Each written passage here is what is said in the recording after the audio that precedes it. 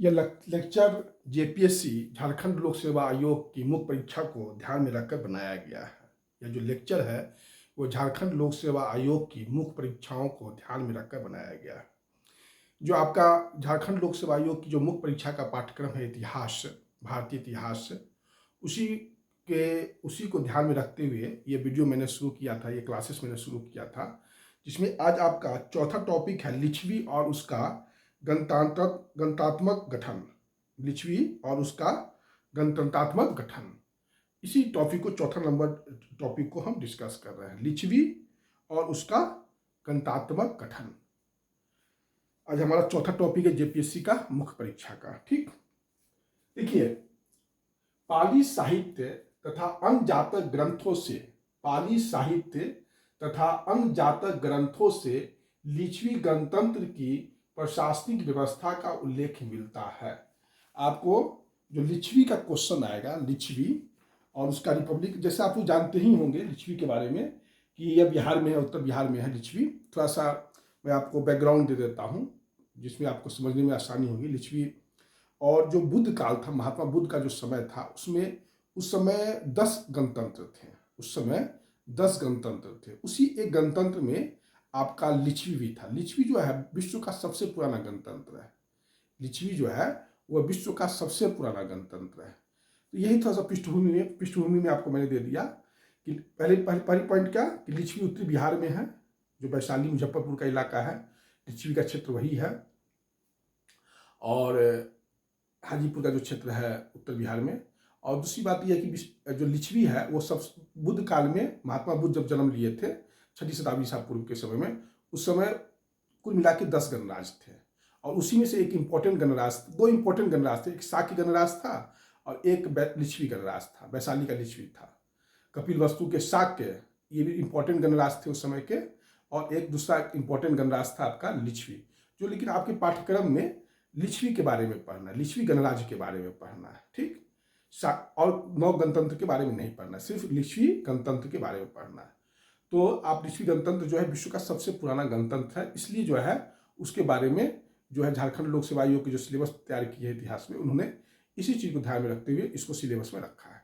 खैर, हम स्टार्टिंग करते थे कि स्टार्टिंग आप कैसे कीजिएगा। तो पाली साहित्य तथा अन्य जातक ग्रंथों से, पाली साहित्य तथा अन्य जातक ग्रंथों से लिच्छवी गणतंत्र की प्रशासनिक व्यवस्था का उल्लेख मिलता है। पाली साहित्य तथा अन्य जातक ग्रंथों से लिच्छवी गणतंत्र की प्रशासनिक व्यवस्था का उल्लेख मिलता है। फिर से सुन लीजिए, पाली साहित्य तथा अन्य जातक ग्रंथों से लिच्छवी गणतंत्र की प्रशासनिक व्यवस्था का उल्लेख मिलता है।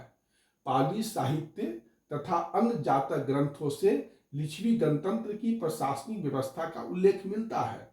यह आपको स्टार्टिंग में लिखना है। फिर से आगे लिखिएगा, लिच्छवियों ने विदेह तथा मल के साथ एक संघ की स्थापना की थी जो वज्जी या ब्रजी संघ के नाम से विख्यात था। लिच्छवियों ने विदेह तथा मल के साथ एक संघ की स्थापना की थी जो वज्जी या ब्रजी संघ के नाम से विख्यात था। लिच्छवियों ने विदेह तथा मल के साथ एक संघ की स्थापना की थी जो वज्जी या ब्रजी संघ के नाम से विख्यात था। इस संघ में 9 मल्लिका, 9 मल से जो मल्लिका हुआ, 9 मल्लिका, 9 लिच्छवी तथा 18 काशी कौशल के गणराजा सम्मिलित थे। सुन लीजिए फिर से, इस संघ में 9 मल्लिका, 9 लिच्छवी तथा 18 काशी कौशल के गणराजा सम्मिलित थे। इस संघ में 9 मल्लिका, 9 लिच्छवी का और 18 काशी कौशल के गणराजा सम्मिलित थे।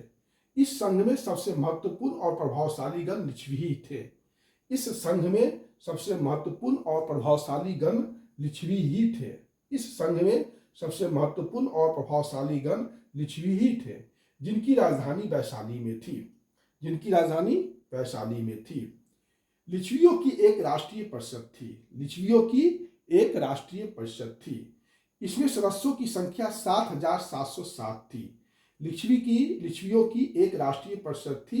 इसके सदस्यों की संख्या 7,707 थी। इन्हीं सदस्यों में से बारी बारी राजा, उपराजा, सेनानी और भंडागारिक शामिल किए जाते थे या चुने जाते थे। लिच्छवियों की एक राष्ट्रीय परिषद थी। लिच्छवियों की एक राष्ट्रीय परिषद थी। इसमें सदस्यों की संख्या 7,707 थी। इन्हीं सदस्यों में से बारी बारी से राजा, उपराजा, सेनानी और भंडागारी शामिल किए जाते थे। इन्हीं सदस्यों में से बारी बारी से राजा, उपराजा, सेनानी और भंडागारी शामिल किए जाते थे। राष्ट्रीय परिषद का स्वरूप केंद्रीय व्यवस्थापिका के समान था। राष्ट्रीय परिषद का स्वरूप केंद्रीय व्यवस्थापिका के समान था। राष्ट्रीय परिषद का स्वरूप केंद्रीय व्यवस्थापिका के समान था। राष्ट्रीय परिषद का स्वरूप केंद्रीय व्यवस्थापिका के समान था। राज्य के 4 प्रमुख पदाधिकारी कार्यकारिणी के प्रतिरूप थे। राज्य के 4 प्रमुख पदाधिकारी कार्यकारिणी के प्रतिरूप थे। ठीक, फिर से सुन लीजिए। लिच्छवियों की एक राष्ट्रीय परिषद थी। इसके सदस्यों की संख्या 7,707 थी। इन्हीं सदस्यों में से बारी बारी से राजा, उपराजा, सेनानी और भंडागारी शामिल किए जाते थे। राष्ट्रीय परिषद का स्वरूप केंद्रीय व्यवस्थापिका के समान था। राष्ट्रीय परिषद का स्वरूप केंद्रीय व्यवस्थापिका के समान था। राज्य के 4 प्रमुख पदाधिकारी कार्यकारिणी के प्रतिरूप थे। राज्य के 4 प्रमुख पदाधिकारी कार्यकारिणी के प्रतिरूप थे। वास्तविक सत्ता केंद्रीय परिषद के हाथों में निहित थी। वास्तविक सत्ता केंद्रीय परिषद के हाथों में निहित थी। युद्ध एवं शांति के प्रश्न एवं अन्य महत्वपूर्ण विषयों पर परिषद में वाद विवाद होते थे। युद्ध एवं शांति के प्रश्न एवं अन्य महत्वपूर्ण विषयों पर परिषद में वाद विवाद होते थे। बहुमत या सर्वसम्मत से निर्णय लिए जाते थे। बहुमत या सर्वसम्मत से निर्णय लिए जाते थे। किसी प्रश्न पर मतभेद होने की स्थिति में मताग्रह की व्यवस्था, मताग्रह भी करवाए जाते थे या मतदान भी करवाए जाते थे। ठीक, राज्य के 4 प्रमुख पदाधिकारी कार्यकारिणी के प्रतिरूप थे। वास्तविक सत्ता केंद्रीय परिषद के हाथों में निहित थी। युद्ध एवं शांति के प्रश्न एवं अन्य महत्वपूर्ण विषयों पर परिषद में वाद विवाद होते थे। बहुमत या सर्वसम्मत से निर्णय लिए जाते थे। किसी प्रश्न पर मतभेद होने की स्थिति में मताग्रह भी करवाए जाते थे। फिर से मैं एक बार आपको बोल देता हूं, आसानी नहीं हो, आपको दिक्कत नहीं हो। पाली साहित्य तथा अन्य जातक ग्रंथों से लिच्छवी गणतंत्र की प्रशासनिक व्यवस्था का उल्लेख मिलता है। लिच्छवियों ने विदेह तथा मल के साथ एक संघ की स्थापना की थी जो वज्जी या वर्जी संघ के नाम से विख्यात था। इस संघ में 9 मलका, 9 लिच्छविका तथा 18 काशी कौशल के गणराजा सम्मिलित थे। इस संघ में सबसे महत्वपूर्ण और प्रभावशाली गण लिच्छवी ही थे, जिनकी राजधानी वैशाली में थी। लिच्छवियों की एक राष्ट्रीय परिषद थी। इसके सदस्यों की संख्या 7,707 थी। इन्हीं सदस्यों में से बारी बारी से राजा, उपराजा, सेनानी और भंडागारी शामिल किए जाते थे या चुने जाते थे। राष्ट्रीय परिषद का स्वरूप केंद्रीय व्यवस्थापिका के समान था। राष्ट्रीय परिषद का स्वरूप केंद्रीय व्यवस्थापिका के समान था।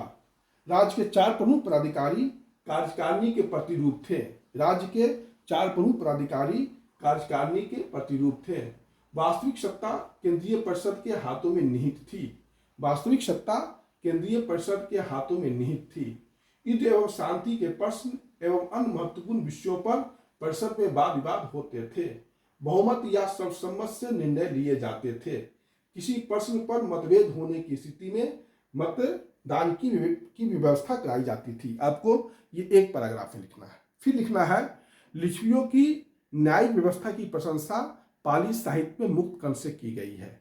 लिच्छवियों की न्यायिक व्यवस्था की प्रशंसा पाली साहित्य में मुक्त कंठ से की गई है। पैराग्राफ चेंज करके क्या लिखना है, लिच्छवियों की न्यायिक व्यवस्था की प्रशंसा पाली साहित्य में मुक्त कंठ से की गई है। इस न्याय व्यवस्था की विशेषता थी कि नागरिकों के अधिकारों और उनकी स्वतंत्रता की सुरक्षा के पूर्ण उपाय किए गए थे। इस न्याय व्यवस्था की विशेषता यह थी कि नागरिकों के अधिकारों और उनकी स्वतंत्रता की सुरक्षा के पूर्ण उपाय किए गए थे। नागरिकों के अधिकारों और उनकी स्वतंत्रता की सुरक्षा के पूर्ण उपाय किए गए थे। किसी भी व्यक्ति को तब तक अपराधी नहीं माना जा सकता था जब तक कि सभी न्यायालय उसे दोषी सिद्ध नहीं कर देते थे। किसी भी व्यक्ति को तब तक अपराधी नहीं माना जा सकता था जब तक सभी न्यायालय उस व्यक्ति को दोषी सिद्ध नहीं कर देते थे। अगर एक भी न्यायालय किसी व्यक्ति को निर्दोष करार देता था, अगर एक भी न्यायालय किसी व्यक्ति को निर्दोष करार देता था तो उस व्यक्ति को दंडित नहीं किया जा सकता था। अगर एक भी न्यायालय किसी व्यक्ति को निर्दोष करार देता था तो उस व्यक्ति को दंडित नहीं किया जा सकता था। अपराधी को सजा निश्चित कानून के अनुसार दी जाती थी। अपराधी को सजा निश्चित कानून के अनुसार दी जाती थी, मनमाने ढंग से नहीं दी जाती थी। अपराधी को सजा निश्चित कानून के अनुसार दी जाती थी, मनमाने ढंग से नहीं दी जाती थी। लिच्छवियों के 7 प्रमुख गुणों का उल्लेख महात्मा बुद्ध ने भी किया है। लिच्छवी निवासी के 7 प्रमुख गुणों का उल्लेख महात्मा बुद्ध ने भी किया है। लिच्छवियों के 7 प्रमुख गुणों का उल्लेख महात्मा बुद्ध ने भी किया है। महात्मा बुद्ध ने कहा है कि लिच्छवीवासी बड़ों का सम्मान करते हैं, उनमें काफ़ी एकता है। उनमें लिच्छवीवासी बड़ों का सम्मान करते हैं, लिच्छवियों में आपसी एकता काफ़ी है। दूसरी बात उन्होंने कहा कि वे वाद विवाद करते हैं, आपस में हर प्रश्न पर वाद विवाद करते हैं और प्राचीन परंपराओं का पालन करते हैं। लिच्छवियों के 7 प्रमुख गुणों का उल्लेख महात्मा बुद्ध ने भी किया है और महात्मा बुद्ध कहते हैं कि लिच्छवीवासी बड़ों का सम्मान करते हैं, उनमें आपसी एकता काफ़ी थी, वास्तविक वाद विवाद करके ही किसी निर्णय पर वो पहुंचते थे और प्राचीन परंपराओं का पालन करते थे। इसी विशेषता के बल पर लिच्छवीगण अपना अस्तित्व बनाए रख सके। इसी विशेषता के बल पर लिच्छवीगण अपना अस्तित्व बनाए रख सके। लिच्छवियों की सबसे बड़ी कमजोरी यह थी कि उनमें समानता की भावना सीमा से अधिक थी। लिच्छवियों की सबसे बड़ी कमजोरी यह थी कि उनमें समानता की भावना सीमा से अधिक थी। प्रत्येक लिच्छवी अपने आप को राजा समझता था। प्रत्येक लिच्छवी अपने आप को राजा समझता था।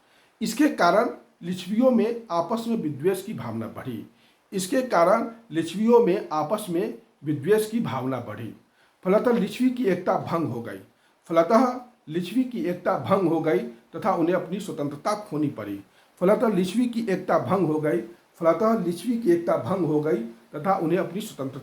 खोनी पड़ी। यह है लिच्छवी के बारे में आपको लिखना है। आप इतना लिख दीजिएगा। आपके जो सिलेबस में झारखंड लोक सेवा आयोग की मुख्य परीक्षा में है, लिच्छवी एक गणतंत्रात्मक शासन व्यवस्था। आपको उसमें 2 ही मुख्य बिंदु है, एक प्रशासनिक व्यवस्था और एक न्यायिक व्यवस्था, और कुछ उनके मौलिक गुण है लिच्छवी के। यही 3 पॉइंट है जिसको आपको डिस्कस करना है। तो आप अगर इसको ठीक से लिख देते हैं तो आपका जो है काम यहीं पर समाप्त हो जाता है, क्योंकि सिलेबस में आपका इतना ही लिखा हुआ है। बाकी चीज़ पढ़ने से कोई फायदा नहीं है।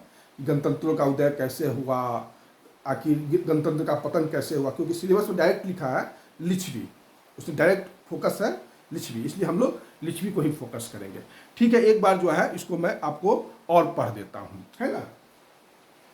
पाली साहित्य तथा अन्य जातक ग्रंथों से लिच्छवी गणतंत्र की प्रशासनिक व्यवस्था का उल्लेख मिलता है। लिच्छवियों ने विदेह तथा मल के साथ एक संघ की स्थापना की थी जो वज्जी या विरजी संघ के नाम से विख्यात था। इस संघ में 9 मल का, 9 लिच्छवियों का तथा 18 काशी कौशल के गणराजा सम्मिलित थे। इस संघ में सबसे महत्वपूर्ण और प्रभावशाली गण लिच्छवी ही थे, जिनकी राजधानी वैशाली में थी। लिच्छवियों की एक राष्ट्रीय परिषद थी। इसके सदस्यों की संख्या 7,707 थी। इन्हीं सदस्यों में से बारी बारी से राजा, उपराजा, सेनानी और भंडागारिक शामिल किए जाते थे। राष्ट्रीय परिषद का स्वरूप केंद्रीय व्यवस्थापिका के समान था। राज्य के 4 प्रमुख पदाधिकारी कार्यकारिणी के ही प्रतिरूप थे। वास्तविक सत्ता केंद्रीय परिषद के हाथों में निहित थी। युद्ध एवं शांति के प्रश्न एवं अन्य महत्वपूर्ण विषयों पर परिषद में वाद विवाद होते थे। बहुमत या सर्वसम्मत से निर्णय लिए जाते थे। किसी प्रश्न पर मतभेद होने की स्थिति में मताग्रह या मतदान भी करवाए जाते थे। फिर पैराग्राफ चेंज करके लिखना है कि लिच्छवियों की न्याय व्यवस्था की प्रशंसा पाली साहित्य में मुक्त कंठ से की गई है।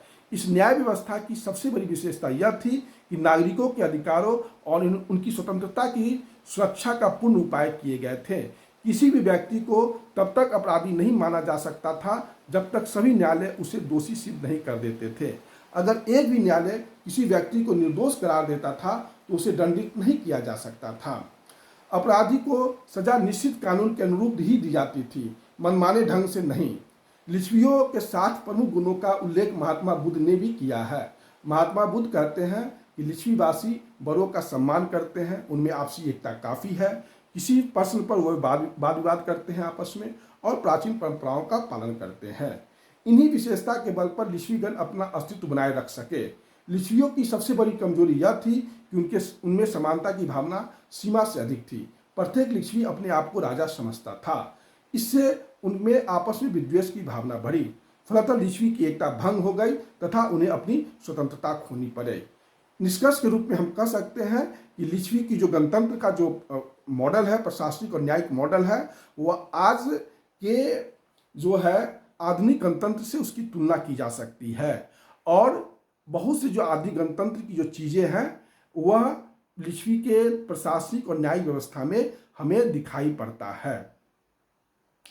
इतना करके आपको निष्कर्ष दे देना है। आपको निष्कर्ष में क्या लिखना है? अतः निष्कर्ष के रूप में हम कह सकते हैं कि लिच्छवियों की प्रशासनिक व्यवस्था और न्यायिक व्यवस्था जो प्राचीन गणतंत्र की आधारशिला थी, उसी आधारशिला पर आज बहुत सी तथ्य हमें भारतीय संविधान में भी दिखाई पड़ता है। अगर इस तरीके की तुलना आप कुछ कर देते हैं तो ज़्यादा अच्छा रहेगा। ठीक है, आज का क्लास आपका इतना ही रहा। लिच्छवी जो आपका टॉपिक है वो कंप्लीट हो गया। अब नेक्स्ट टॉपिक है मगध साम्राज्यवाद का उदय, हम उस पर डिस्कस करेंगे। आज आपका लिच्छवी जो रिपब्लिक है, भारत का सबसे पुराना रिपब्लिक वैशाली लिच्छवी है, उसके बारे में मैंने आपको पढ़ा दिया। ठीक है, धन्यवाद।